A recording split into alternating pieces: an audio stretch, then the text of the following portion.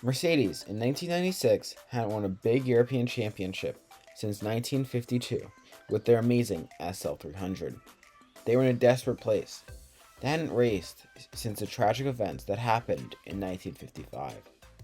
They figured the best way to create brand recognition and to come back into the racing scene was on the world's biggest stage. And there's no better stage to prove yourself on than this stage with all the best auto manufacturers in Europe.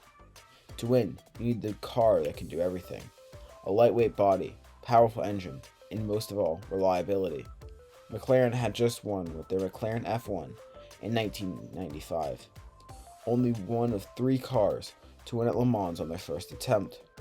It was so dominant, Mercedes decided to copy off McLaren's homework and buy a McLaren F1 to see why it was so good. The Mercedes CLK GTR was built to be a purebred race car for the FIA GT Championship. The CLK is famous for being a V8 monster, along with being the first entry back into the world of racing in Europe for 40 years. Surprisingly, the GTR was created in only 128 days. How did they create such an amazing piece of racing heritage in such a short time? And will Mercedes ever create another hypercar like this again? Mercedes has always had racing pedigree. Even before the two companies merged to create Mercedes-Benz, both companies had history of automotive racing. Founded by Carl Benz and Galti B. Daimler, they both created Mercedes-Benz together. Carl Benz invented the first ever gas-powered car, along with developing his and other cars to be more practical, useful, and safe. Daimler also worked on engines and made another inventor's engine more powerful to suit the four-wheel automobiles. He would also go on to work for automobile racing before they merged in 1926 to form Daimler-Benz AG, which would later become Mercedes-Benz. To fully understand why the CLK is so monumental for Mercedes, you have to go all the way back to the 50s. Mercedes first entered Le Mans in 1952 with their SL300, and surprisingly, they won their first ever race ever. To this day, the SL300 is one of only three cars that it's won its first race at Le Mans. Mercedes was ready to start closing down the racing teams, but when a major accident happened in 1955, so bad that 84 people died and many more suffered injuries. This caused Mercedes to pull out of racing, which they pulled out of entirely. And they weren't the only ones to get shook by that event.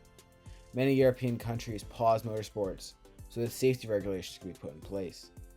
Even though the countries got back to racing, Mercedes never did, at least until the 1990s. In the 90s, Porsche and Ventari combined a few racing leagues to the BPR Global GT. The BPR started with only a few Porsche and Ventari racing cars, but the BPR gained lots of popularity. Many other manufacturers joined. Soon, all of the biggest and fastest manufacturers in Europe were part of the BPR. During this time, the BPR Global GT was pretty competitive. The 911, Jaguar XJ220, Lotus Esprits, and the F40 GTE fighting out for the top spot. That was until McLaren unleashed the beautiful F1 GTR, which took on the BPR and dominated it. It would be rare to see any other cars on the podium besides the F1.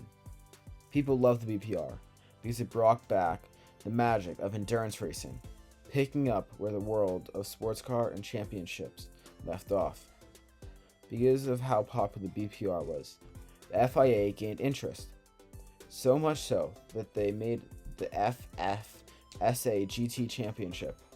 With the FIA getting involved, they changed a few rules to make teams more innovative, because the teams only needed to create 25 road-going examples to race in the championship. Because that requirement, compared to other series, was so small, that meant sports car giants could create some of the most insane race cars ever, and the only thing you would need to make a few road cars to compete. You would think this would change who was at the podium, but the McLaren F1 would consistently be on the top of the podium week in, week out. This was until a relatively quiet brand in the racing scene would give everything to challenge the F1. Even though this video is about Mercedes, I'm going to talk about their cross-city rivals for a second, because Porsche was willing to take on the F1. The only problem is that they would need to have 25 road-going examples of their car. And the only car that Porsche was making at this time that could win was the 962 Group C race car. The Group C was not a road legal at all, so they could not make just 25 examples of the Group C. So they would need to create a brand new sports car to combine a full race car with a Porsche road car to make a car that could win even against Gordon Murray's F1. And they built one of the most impressive cars ever, the 911 GT1, a race car that shared very little with the 911 besides lights and a badge that could challenge even the likes of the F1. The car seemed to be untouchable, and in its first ever race at Lemans, the Porsche took home 2 podium spots, second and third, and it continues to dominate. Out of the 135 races the car was entered into, it won 47, and it had 34 more pole positions. Mercedes could not handle Porsche creating the best car in Germany that dominated Europe and wanted to retaliate. It was late 1996, and AMG got news that they needed to create a car that could beat the 911 GT1, and they had to do it before next season. So about 4 months or 128 days. A feat that seems impossible. Mercedes needed to beat their crosstown rivals, so they went out and bought a McLaren F1 chassis, 11R. They couldn't just study the engine or the aerodynamics. They gutted the car, put the shell of the prototype, and swapped in their own engine to the chassis. Mercedes would go on to create a prototype that would be very successful to test for the AMG engineers. The experimental car would eventually get crashed while testing, reassembled, and sold discreetly as an F1.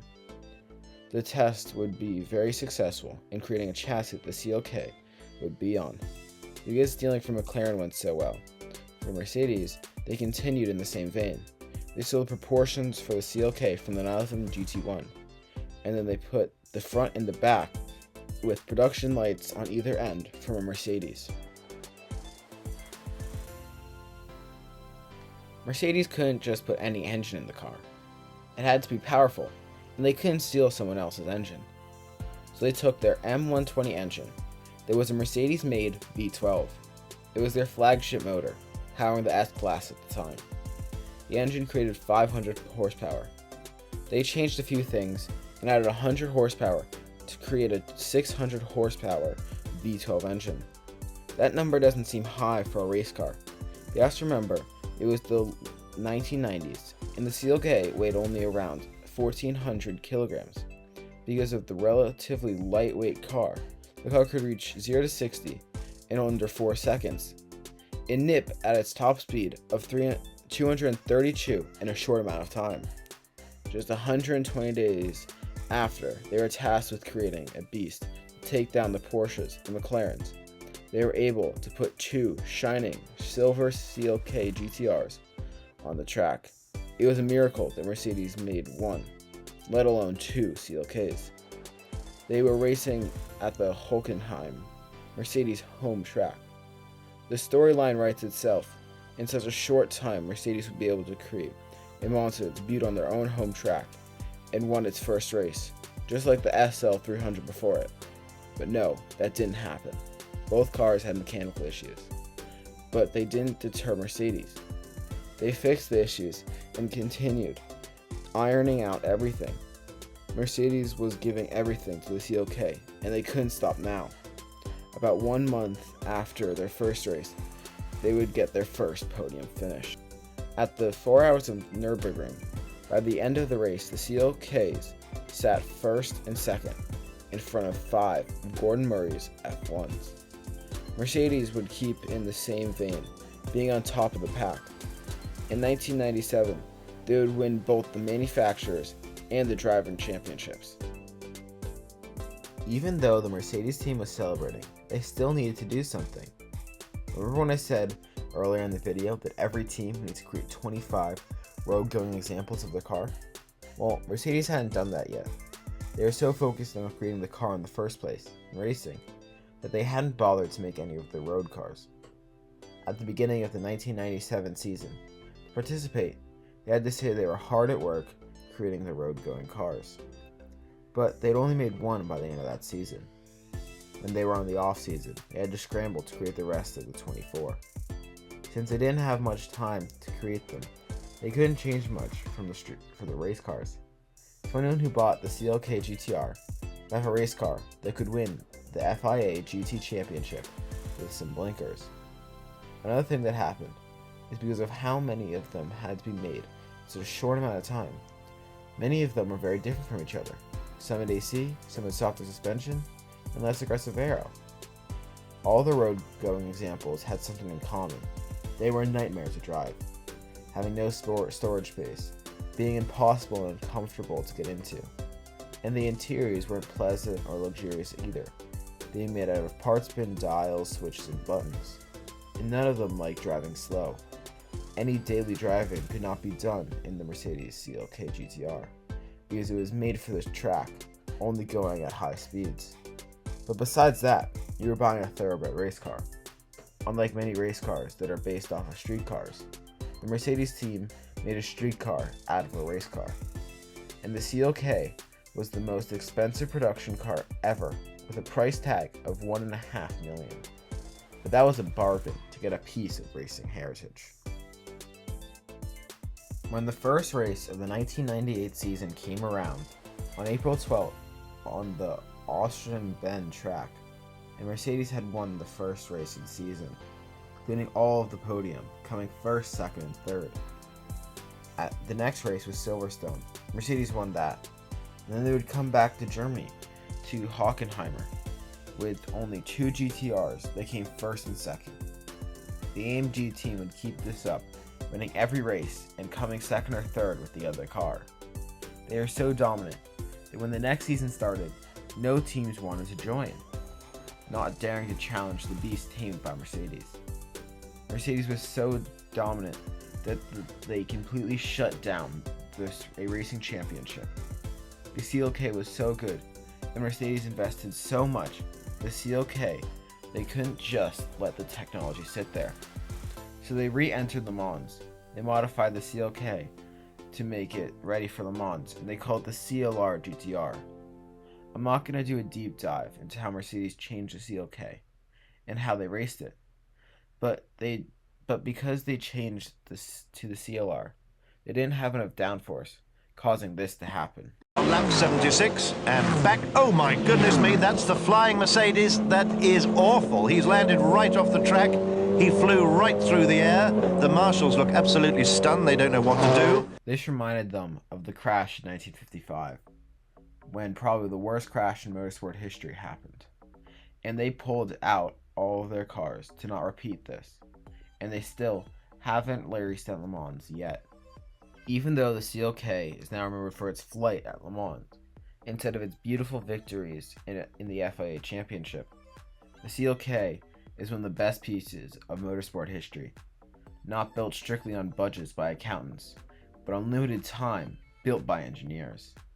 Made out of one of its biggest rivals and enemies to destroy it. It almost did its goal too well, even ending a racing series. Often overshadowed by its failures, not appreciated for its beauty and amazing sound of an engine, or its ability to give anyone who had the money their very own race car with a radio. Before the time of hypercars, it was probably the most insane car at that time that anyone could own, probably because it was never supposed to be made for anyone, or at least never supposed to be made to be given to someone who wasn't trained. A piece of art now stored in people's garages, only seeing the light of day to be auctioned off. A ruthless beast that tore up Europe, now captured and tamed. Thank you for watching my video. If you haven't already, please like and subscribe. You got it to the end, so you clearly liked it. Check out my channel for my other videos.